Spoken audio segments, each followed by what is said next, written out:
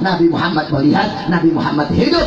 Kelak di akhirat engkau akan menjawab apa? Ketika Nabi Muhammad bertanya kepadamu, ketika engkau dihadapkan kepada datuknya, Nabi Muhammad bertanya, ya fulan, engkau mengaku adalah engkau umatku, engkau mengaku Al-Quran kitabmu, engkau mengaku aku nabimu, engkau mengaku Allah Tuhanmu, engkau mengaku muslimin saudaramu, engkau mengakui aku adalah apa, engkau punya nabi, engkau setiap sholat engkau bersalawat kepadaku dan kepada keluarga dan anak cucuku, tapi kenapa engkau sakiti anak cucuku? Kenapa engkau zalimi anak cucuku? Kalian akan menjawab apa kelak ketika Nabi memberikan kalian pertanyaan-pertanyaan seperti itu? Saudara-saudara, perkara-perkara yang menyenangkan hati Sayyidatuna Fatimah, maka perkara itu juga akan menyenangkan hati baginda Nabi besar Muhammad.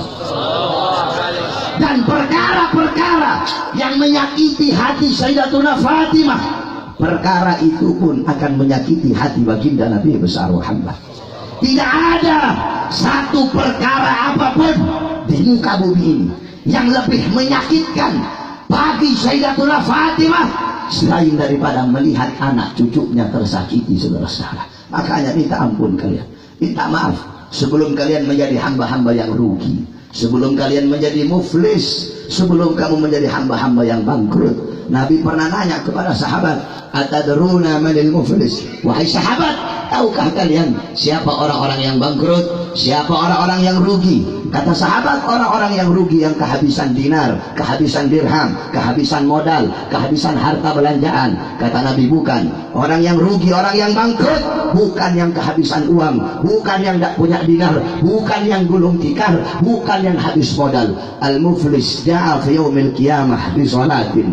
Orang-orang yang rugi nanti di akhirat pada hari kiamat, dia datang bawa pahala sholat, datang bawa pahala puasa, datang bawa pahala haji, datang bawa pahala zakat, datang bawa pahala ilmu, datang bawa pahala sedekah, datang dengan amal yang menumpuk, datang dengan amal yang banyak. Ketika mau dimasukkan surga, datang satu orang, ya Allah, ini orang pernah fitnah saya, diambil pahalanya dikasih. Datang lagi orang, ya Allah, dia dulu pernah caci maki saya, diambil dikasih. Datang lagi, ya Allah, dulu dia pernah ghibah saya, diambil pahalanya. Datang lagi, ya Allah, dulu dia pernah zalimi saya, diambil pahalanya dikasih. Terus berdatangan orang-orang yang dia zalimi, udah habis pahalanya, masih datang orang-orang, ya Allah, dulu dia pernah bohongi saya, ya Allah, dulu dia pernah pukul saya, udah habis pahalanya. Dosa-dosa orang yang dia zalimi dikasih kepada dia, sehingga awalnya datang bawa pahala yang banyak, menjadi hamba-hamba yang rugi. Kenapa? Karena ketika di dunia masih hidup, dia tidak meminta maaf, tidak meminta ampun atas kesalahan-kesalahan, perbuatan dosa dan kezaliman yang ia lakukan kepada sesama saudara muslimnya.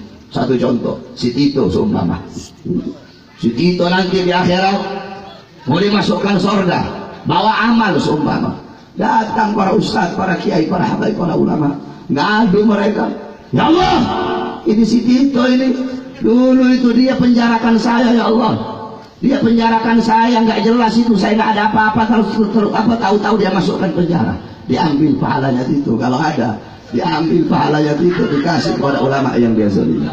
Datang lagi, Allah, ini Tito ini dulu dia pernah zalimi saya, ya Allah, diambil pahalanya, udah habis pahala. Datang lagi, ya Allah, dulu dia kriminalisasi saya, ya Allah, diambil dosa orang yang dia zalimi, dikasih kepada dia, sehingga dia menjadi hamba yang rugi. Datang Mak Banteng, Megawati,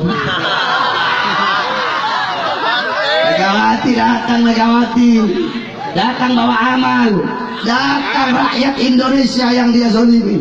Rakyat berkata satu persatu, ya Allah, ini Mak Lampir satu ini, ya Allah, dia ambil harta rakyat, dia ambil aset-aset negara, dia jual, ya Allah, dia tipu kami, dia bikin kami sengsara, ya Allah, dia jual harta rakyat, dia ambil keringat rakyat, dia jual untuk kepentingan perut dan politiknya, ya Allah, diambil pahalanya Mak Lampir, dikasih kepada orang yang dia zalimi, dosa orang yang dia zalimi dikasih kepada dia. Saudara-saudara, datang si Jokowi, datang orang-orang, apa mereka bilang, ya Allah, kami rakyat Indonesia, kami dulu dizolimi sama dia, ya Allah. Dizolimi apa? Kami tertipu sama muka polosnya, ya Allah. Ya Allah, kami tertipu dengan kesederhanaannya, ya Allah. Ya Allah, kami tertipu dengan dia naik beca, masuk gorong-gorong kayak tikus got. Kami tertipu ya Allah.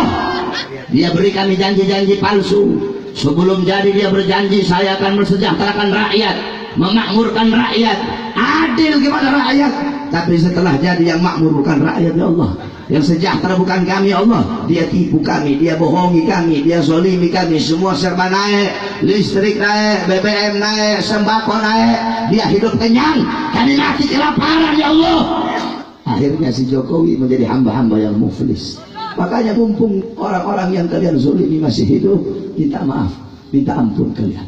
Bahar bin Smith datang, Bahar bin Smith datang bawa amal yang sedikit. Datang si Tito ngadu kepada Allah, ya Allah, ini Bahar ini dulu di panggung masa dia bilang saya bangsat ya Allah. Diambil pahalanya saya dikasih sama Tito. Datang lagi Megawati, ya Allah, ini Bahar ini bikin malu saya. Di depan orang banyak dia panggil saya Mak Banteng. Dia caci maki saya ya Allah. Diambil pahala saya dikasih sama dia. Datang Jokowi, ya Allah, si Bahar ini di depan panggung, depan banyak orang, masa dia bilang saya muka polos otak iblis. Di mana-mana dia bilang saya ini muka polos tapi otak iblis ya Allah. Allah lihat catatan yang amalnya, emang bener muka polos otak iblis. Saya menjadi hamba-hamba yang rugi, akhirnya masuk ke dalam nerakanya Allah Subhanahu wa ta'ala. Oleh karena itu mumpung masih hidup, minta maaf kalian para pejabat, minta maaf. Ini masih akhir-akhir Syawal, minta maaf, belum terlambat. Minta maaf kepada Habib Rizik, minta maaf kepada para ulama yang kalian sakiti, yang kalian zalimi. Jangan kamu bangga sama pangkat, jangan kau bangga dengan jabatan, tahta dan kekuasaan kamu. Engkau pasti mati. Awaluhu turabu akhiruhu turab. Engkau, saya, kita semua awalnya tanah, bakal kembali kepada tanah. Makanya apa-apa engkau bangga pangkat, jabatan, tahta dan kekuasaanmu, takut engkau. Jangan kau berani macam-macam kepada para ulama. Cukup sudah kekurangan ajaran kalian, cukup sudah perbuatan semena-mena kalian kepada para ulama. Makanya saudara-saudara, Al-Habib Rizik bin Husain bin Syihab, beliau pergi ke Makkah, beliau hijrah ke sana sementara. Untuk apa? Bukan berarti beliau itu pengecut, bukan berarti beliau penakut. Sebagaimana apa yang dibilang sama Hakim Sirat itu, kiai goblok satu itu. Jadi kiai kok goblok banget itu orang. Mungkin gara-gara gak punya jenggot jadi goblok. Dia bilang kan semakin panjang jenggot semakin goblok. Bukan, mungkin dia goblok gara-gara gak punya jenggot. Makanya goblok itu. Orang kayak begitu dia diambil tuh sama NU, dijadikan ahlul halli wal aqdi itu. Orang goblok kayak begitu. Padahal ahlul halli wal aqdi itu kamu tahu. Nah, makanya saya bahas sekalian. Ini kan sekarang presiden ahlul halli wal aqdi. Kamu tahu di dalam kitab Nihayatul Muhtad, itu syarahnya kitab Minhajut Talibin Imam Nawawi. Nihayatul Muhtad karangan Imam Ramli. Kemudian ada lagi dalam kitab Al-Ahkam As-Sultaniyah. Kemudian begitu juga dalam kitab Yanatul Talibin, syarahnya Fathul Mu'in. Di situ dijelaskan ahlul halli wal aqd dzusyauqah wasatwah warra'i wattadbir fil bilad. Itu adalah ahlul halli wal aqd. Mereka adalah orang-orang yang punya kekuatan, punya kekuasaan. Mereka adalah orang-orang yang terpandang, dan mereka adalah orang-orang yang memiliki peraturan, yang membuat peraturan di dalam satu negeri. Kemudian dalam yang kitab yang lain dijelaskan ahlul halli wal aqdi Allahum alladina iltafan nas haulahum, alladina iltafan nas haulahum minal ulama war ru'usa wa wujuhun nas. Nah, dikatakan ahlul halli wal aqdi, mereka adalah orang-orang yang dimana berkumpul manusia itu di sekelilingnya mereka. Mereka adalah golongan daripada para ulama, kemudian mereka adalah daripada ru'usa, kepala-kepala, para tokoh-tokoh, wa wujuhun nas, dan mereka adalah kelompok daripada para pemuka-pemuka agama dan para pemuka-pemuka masyarakat. Nah, ahlul halli wal aqdi itu ada syaratnya. Apa saja syaratnya? Islam, balik, kemudian harus adil, kemudian dia harus berakhlak. Yang dimaksudkan berakhlak di sini bukan berarti begini, tidak. Yakni adab sebagai seorang ulama. Kamu tahu apa adabnya ulama? Pertama adabnya ulama tawarru anil futyah. Tahu tawarru anil futyah? Berhati-hati dalam berfatwa. Tidak boleh ulama sembarangan berfatwa, itu tidak boleh. Oh, semakin panjang jenggot semakin goblok, tidak boleh itu. Itu bukan tawarru anil futyah itu namanya. Jadi seorang ulama harus berhati-hati dalam berfatwa. Terus adabnya ulama, adabnya orang alim apalagi? Gaul la adri awallahu alam. Idza suila amma la ya'lam.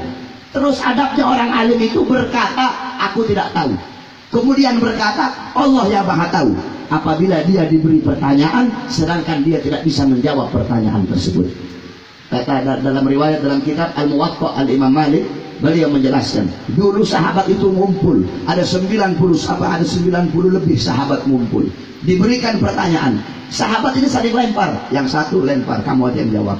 Yang satu lempar, kamu aja yang jawab. Terus saling lempar pertanyaan tersebut sampai pertanyaan itu sampai kepada orang pertama yang ditanya. Itu kehati-hatian mereka dalam berfatwa.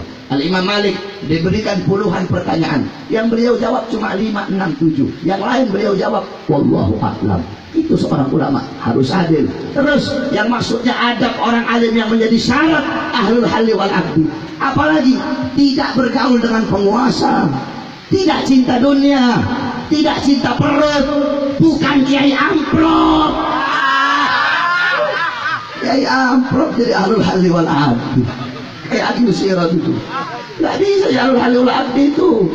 Dulu di Hadramut, ini hujan, kalau mau selesai saya selesai baca doa ini.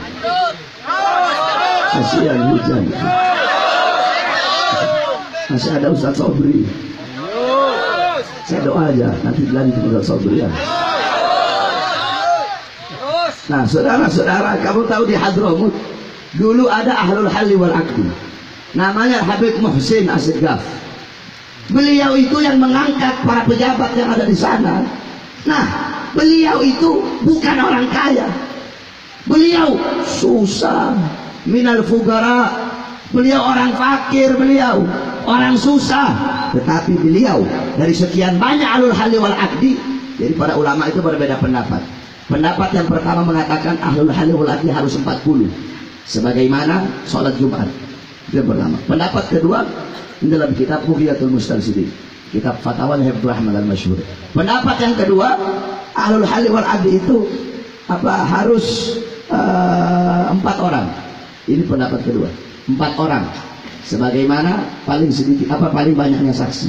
Terus pendapat yang ketiga mengatakan harus 3 orang. Sebab ini adalah jamak. Terus pendapat yang keempat mengatakan 2 orang. Sebab ini paling sedikitnya jamak. Nah, pendapat terakhir mengatakan cukup 1 orang, tapi harus seorang mujtahid. Nah, itu pendapat para ulama. Nah, dari sekian banyak ahlul halli wal aqdi yang diangkat untuk mengikat, jadi ahlul halli. Ahlu itu siapa orang yang memiliki hak. Halli itu yang memutuskan. Halli itu yang memutuskan, yang membebaskan, yang membatalkan. Itu ahlul halli. Aqdi artinya yang mengikat, yang mensahkan, yang yang merapatkan, itu bisa diartikan aqdi. Jadi ketika itu Habib Muhsin Asegaf orang yang susah, bukan orang yang berkecimpung dalam urusan politik, yang diangkat menjadi ahlul halli wal aqdi itu. Kalau yang diangkat jadi ahlul halli wal aqdi, orang ini, akhirnya itu nanti mereka pilih pejabatnya dari partai mereka masing-masing, saudara-saudara. Tidak seperti itu ahlul halli wal aqdi. Nah, itu syaratnya. Nah, syarat-syarat itu tidak ada dalam dirinya Agil Sirot, saudara-saudara. Ada dari mana? Orang kiai kalau dibilang kiai, itu si ini salah, si Ahok salah, si itu salah. Kenapa kiai nggak ngomong? Kenapa kiai menyembunyikan kebenaran? Takut saya. Takut apa? Takut nanti alfat saya diambil lagi. Takut apa? Harus besok-besok nggak dapat amplop lagi saya. Nah, mereka ngomong apa kata mereka? Habib itu pengecut, Habib itu penakut kata mereka. Lari ke sana. Saudara-saudara, kami para habaib, kami para dzurriyyah Nabi, tidak ada ketakutan dalam diri kami. Kami bukan penakut, kami bukan pengecut. Habib Rizik beliau pergi ke sana, beliau hijrah sementara. Cuma ini orang-orang goblok-goblok ini mereka nggak tahu apa makna hijrah itu, sehingga ngomong asal-asalan. Kamu tahu apa itu hijrah? Saya jelaskan sama kamu apa itu hijrah. Menurut Al-Imam As-Suyuti, al-hijrah maknaha intiqal min maudhi apa? Intiqal an syai' ila syai'. Menurut beliau hijrah itu pindah dari sesuatu kepada sesuatu. Menurut Imam Suyuti. Menurut Imam Al-Qurtubi, al-hijrah maknaha intiqal min maudhi ila maudhi wa qasdu tarkil awal itharun lisani. Hijrah itu meninggalkan satu tempat yang pertama menuju tempat yang kedua, dan menyengajai, punya maksud, punya tujuan untuk meninggalkan tempat yang pertama menuju tempat yang kedua. Itu menurut Imam Al-Qurtubi. Nah, menurut Imam Al-Mujahid, al-hijrah tarku diyarahum in khafal fitnah wal ittidari fi datillah. Apa menurut beliau? Kata beliau, hijrah adalah orang-orang yang meninggalkan rumah mereka, meninggalkan kampung halaman mereka. Mereka hijrah untuk apa? Untuk menghindari kesoliman-kesoliman, untuk menghindari penindasan, untuk menghindari kerusakan, wal ittidar, untuk menghindari penindasan-penindasan yang mereka alami. Kami punya datuk muhajir Allah Ahmad bin Isa Rubi. Habib Rizik belum hijrah. Kami punya datuk muhajir Ahmad bin Isa, beliau udah hijrah lebih dulu. Beliau hijrah dari Irak Basrah. Beliau apa yang tidak punya? Harta punya, kedudukan punya, tapi beliau hijrah. Beliau pindah ke Hadramut. Beliau tinggalkan hartanya, beliau tinggalkan apa namanya kedudukannya, beliau tinggalkan orang pandangan-pandangan orang kepada beliau. Untuk apa? Untuk menyelamatkan diri, keluarga dan anak cucunya dari fitnah, kezaliman dan penindasan ketika itu. Kami punya datuk Rasulullah. Beliau di Makkah. Sudah Mekah tidak aman lagi untuk beliau. Beliau ada upaya percobaan pembunuhan terhadap beliau. Berapa banyak orang-orang yang menzalimi beliau. Akhirnya beliau hijrah ke Yathrib. 3 hari 3 malam sembunyi dalam goa. Ditemani oleh Sayyidina Abu Bakar As-Siddiq yang bawa makanan. Sayyidina Asma binti Abi Bakar, putrinya Sayyidina Abu Bakar As-Siddiq, dalam keadaan hamil tua. Dia rela naik gunung untuk membawakan makanan untuk Nabi Muhammad yang sedang bersembunyi dalam goa. Apakah Nabi penakut? Bukan. Untuk apa? Akhirnya setelah Nabi hijrah balik lagi ke Makkah, Fathul Makkah, penaklukan kota Makkah, saudara-saudara. Jadi Habib Rizik pergi ke sana bukan penakut. Justru saya bilang Habib adalah orang yang bijaksana. Tidak ada. Kamu mau cari Habib sama sekarang kayak beliau? Tidak ada, saudara-saudara. Habib yang alim banyak. Cari Habib alim jago baca kitab kuning banyak. Keleleran di mana-mana ada. Mau cari habaib banyak di mana-mana, tapi habaib yang berani seperti beliau, habaib yang cantik seperti beliau, habaib yang mengorbankan jiwa, nyawa, darah, pagi, siang, sore, malam berdakwah, kepanasan, kehujanan, di penjara, di fitnah, dicaci maki, berjuang untuk mengibarkan panji-panji kakeknya. Jarang, saudara-saudara. Nah, kamu tahu kenapa beliau pergi ke sana? Coba kita bayangkan saja. Andaikan beliau tidak punya sifat bijaksana, beliau tetap bertahan di sini, beliau dimasukkan penjara, kira-kira apa yang terjadi? Kamu tahu? Demi Allah, andaikan Habib tidak ke sana, andaikan Habib masuk dalam penjara, ditangkap polisi, masuk penjara, bukan cuma Jakarta dan Bandung, bahkan Indonesia akan banjir darah, saudara. Andaikan Habib ditangkap, andaikan Habib masuk penjara, bisa-bisa setiap polsek kita bakar, betul? Betul. Andaikan Habib masuk penjara, kita nggak bisa lihat polisi main tusuk-tusuk aja, bisa-bisa. Nah, Habib tidak mau itu terjadi. Betul. Habib tidak mau ada pertumpahan darah sesama anak bangsa. Habib tidak mau ada pertumpahan darah sesama umat Islam. Makanya Habib pergi ke sana, hijrah dulu sementara. Jadi kalau ngomong congor itu dijaga, goblok. Kau tidak tahu hijrah, asal-asal ngomong aja kau bilang penakut, bilang pengecut. Saudara-saudaraku sekalian yang dimuliakan oleh Allah Subhanahu wa taala. Oleh karena itu kalian para pejabat, saya tidak panjang-panjang. Kalian para pejabat insaf, takut kalian kepada Allah. Cukup sudah kalian semena-mena kepada rakyat. Cukup sudah kalian semena-mena kepada para ulama. Kau macam-macam sama ulama kamu. Ini tanah Indonesia, bukan tanah nenek moyang kamu. Ini tanah Indonesia. Kamu tahu? Tanah Indonesia. Besok 17 Agustus, bulan besok. Kamu tahu? Kemerdekaan Indonesia didapatkan dengan apa? Dengan darah, dengan air mata, dengan apa? Dengan perjuangan para pahlawan, para ulama, dan para santri-santri yang mengangkat pedang. Sekarang kamu cuma ngambil manis-manisnya saja kamu, terus macam-macam kamu sama ulama, macam-macam sama habaib, macam-macam sama kiai. Negara Indonesia, tanah Indonesia telah dicuci dengan darah para ulama, darah para syuhada. Banjir di tanah Indonesia, saudara-saudara. Macam-macam kamu sama ulama. Kalau bukan karena para ulama, Indonesia tidak akan merdeka. Makanya saya heran sama Megawati.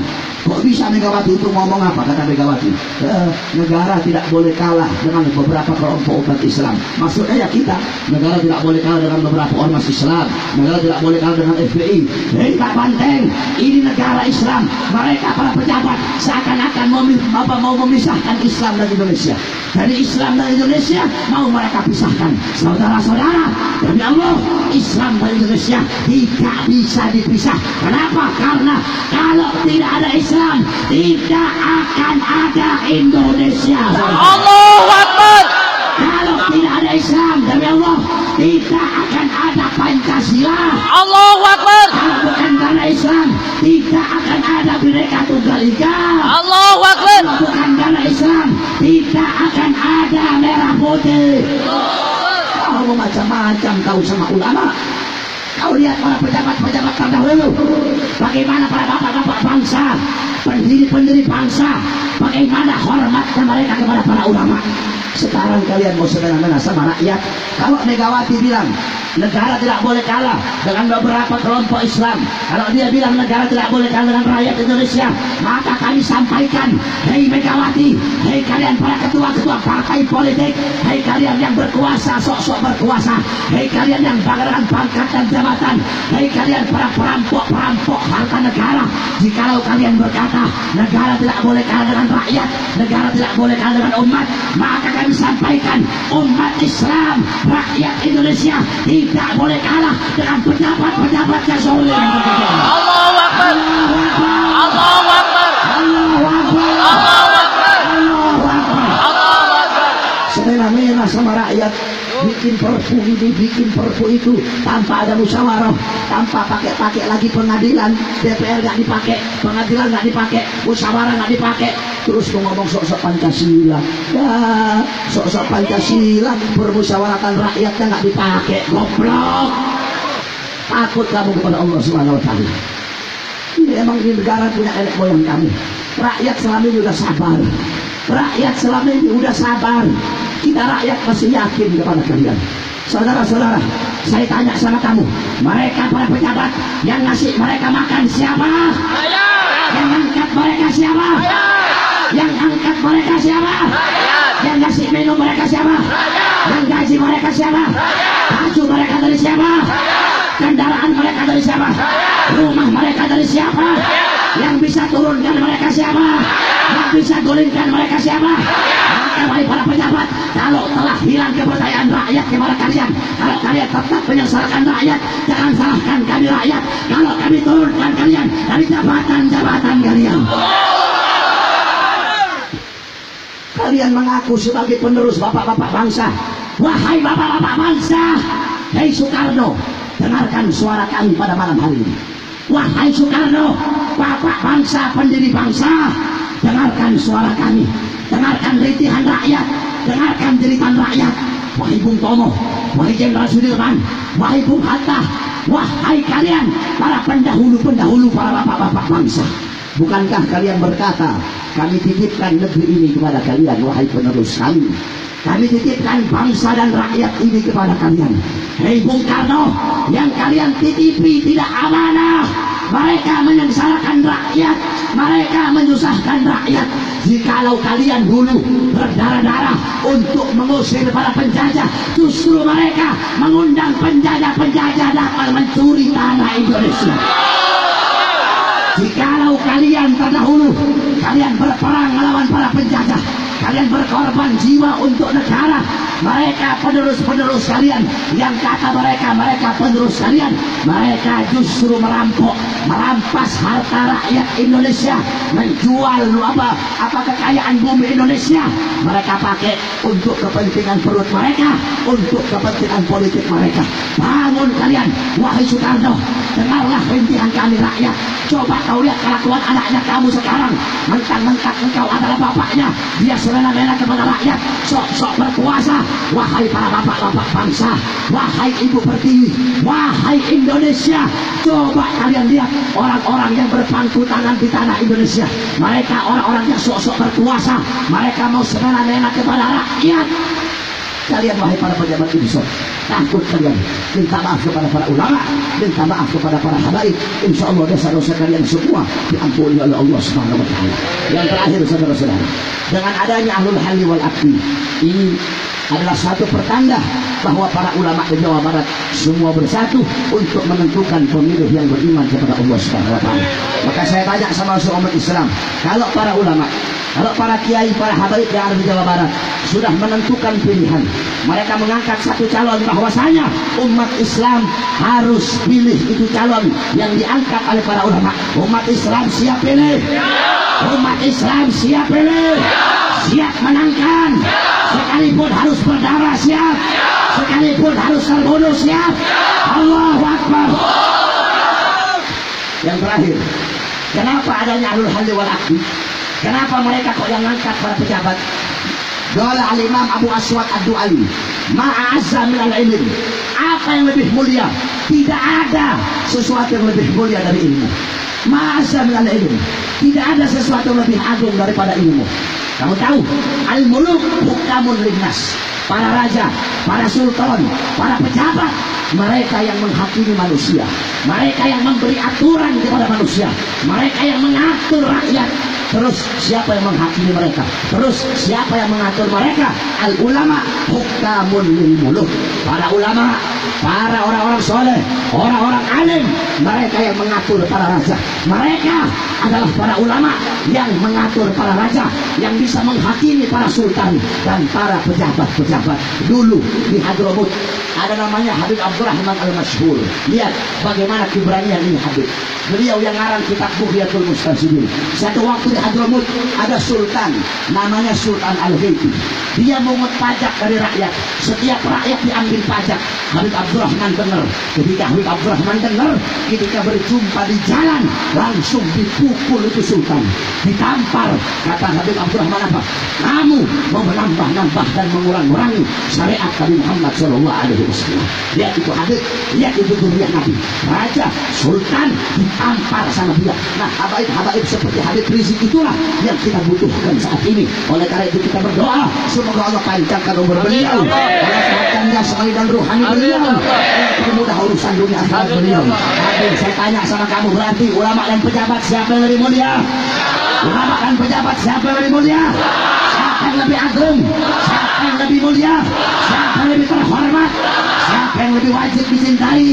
Siapa yang lebih wajib dimuliakan? Siapa yang lebih wajib ditaati? Para ulama. Maka kalian semua siap membela ulama, siap berjuang untuk ulama, siap berjuang untuk Allah, berjuang untuk Nabi, berjuang untuk agama, berjuang untuk Al-Quran, siap mengorbankan jiwa untuk ulama, membela ulama, sekalipun harus berdarah siap, sekalipun harus merangkak dengan kedua mata siap, sekalipun harus dipenjara siap, sekalipun harus mati terbunuh siap, siap melawan siapapun yang memusuhi para ulama. Saudara-saudara, ingat, kita umat Islam tidak cari musuh, betul? Kita tidak cari musuh. Musuh kita bukan pejabat, bukan presiden, bukan Megawati, bukan polisi, bukan tentara, bukan Kristen, Buddha, Hindu, bukan suku manapun. Tetapi musuh kita siapapun, apapun pangkat dan jabatannya, apapun kekuasaannya, dari partai manapun dia, apapun agamanya, apapun sukunya. Kalau dia memusuhi ulama, melawan para ulama, memerangi para ulama, maka mereka menjadi musuh umat Islam. Kita umat Islam cari musuh atau tidak? Cari musuh atau tidak? Cari musuh atau tidak? Kita umat Islam tidak cari musuh, tapi kalau musuh datang mau coba-coba macam-macam sama ulama. Kalau musuh datang maka pantang bagi umat Islam untuk lari dari medan perang, saudara-saudara. Kita tidak cari musuh, tetapi kami umat Islam rela hancur, rela binasa, rela mati untuk membela para ulama-ulama kita.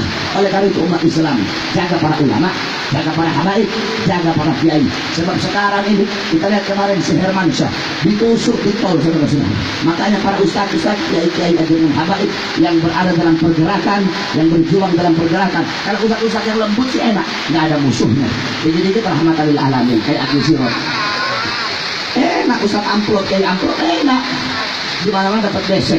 Nggak ada yang hina, nggak ada yang benci, nggak pernah masuk penjara. Enak lah kalau ustaz kiai, Habib Rizik, kiai kayak Tohar, kayak Sobri Lubis, dan para petinggi-petinggi FPI, baik pun laskar-laskar dan seluruh orang ormas Islam yang lain yang bergerak dalam perjuangan. Mereka diincar, mereka difitnah, mereka diancam, mereka coba banyak yang mencoba membunuh beliau. Kenapa? Karena orang-orang yang memusuhi mereka adalah orang-orang yang bersalahan dengan kebenaran. Betul. Orang-orang yang memusuhi mereka adalah orang-orang yang bersalahan dengan Al-Quran. Betul. Mereka orang-orang yang buta hatinya. Mereka yang memusuhi para ulama, orang-orang yang buta. Kamu tahu saudara-saudara, kayak Guntur Romli, kayak Agus Sirot, kayak Nusron Wahid, itu monyet-monyet bersorban kalau kata saya. Mereka itu orang-orang yang buta hatinya. Sehingga apa? Sehingga mereka tidak bisa melihat kebenaran. Mereka tidak bisa menyaksikan kebenaran, tidak bisa menerima kebenaran, walaupun kebenaran itu sejelas matahari. Jelas kayak matahari itu kebenaran, tapi tetap tidak mau mereka terima. Kenapa? Karena hati mereka buta. Kenapa hati mereka buta? Bukan sima, kecintaanmu kepada sesuatu membuat engkau buta dan tuli. Saudara-saudara, Habib Rizik adalah sang matahari tersebut. Habib Rizik adalah sang matahari yang membawa kebenaran. Mereka adalah orang-orang yang buta. Sedangkan kamu tahu, matahari akan selalu bersinar walaupun di hadapan orang-orang yang buta. Betul. Matahari akan selalu bercahaya walaupun di hadapan orang-orang yang buta. Habib Rizik itu kayak gahru. Semakin mereka fitnah, semakin mereka caci maki, akan semakin tersebar harumnya. Itu gahru. Semakin dibakar, semakin tercium harumnya. Oleh karena itu semua saudara-saudara yang ada di sini siap bela ulama, siap bela habaib, siap bela para kiai. Makanya Ustaz Kiai harus kemana-mana bawa golok, bawa pedang, bawa tembak senjata. Kalau datang orang-orang yang kayak yang ngebacok Hermansyah itu, kalau ketemu saya peras darahnya, saya minum itu. Kalau ketemu sama orang-orang kayak begitu di jalan, ya, sebelum mereka tusuk kamu, tusuk duluan. Sebelum mereka bacok kamu, bacok duluan. Sebelum mereka tembak, tembak mereka duluan. Makanya kamu harus jadi orang-orang yang berani. Tahu maksudnya berani? Berani, punya nyali. Berani di tempatnya bukan di muka. Orang mukanya sangar, hitam, berengosan, kumisan, langsung dibilang berani. Gak ada, gak jamin itu. Tempatnya berani bukan di muka. Kamu jangan lihat muka saya kayak Hello Kitty begini. Muka boleh Hello Kitty, nyali mau diadu, ayo. Jokowi aja setan aja saya makan, apalagi Jokowi. Setan ada depan saya makan, apalagi kita Jokowi. Oleh karena itu kalian harus jadi anak-anak muda yang berani. Siap berani? Siap jadi anak-anak muda yang nekat, berjuang untuk agama, berjuang untuk bangsa, berjuang untuk negara. Allahu Akbar. Allahu Akbar. Allahu Akbar. Pada seluruh jamaah yang ada yang bubar, kita dengarkan nasihat terakhir yang akan disampaikan oleh Kiai Sobri Lubis. Kamu basah-basahan malam hari ini, setahun sekali kok basah-basahan di sini. Kalau nggak kuat ini laskar, kamu yang hadir laki-laki, hujan-hujanan semalaman nggak kuat, nanti kamu saya beliin sempak gambar Hello Kitty. Kamu pakai itu, bikin malu aja kayak banci. Masa hujan-hujanan dikit nggak kuat? Siap, siap, siap nunggu Sobri. Walaupun wassalamualaikum.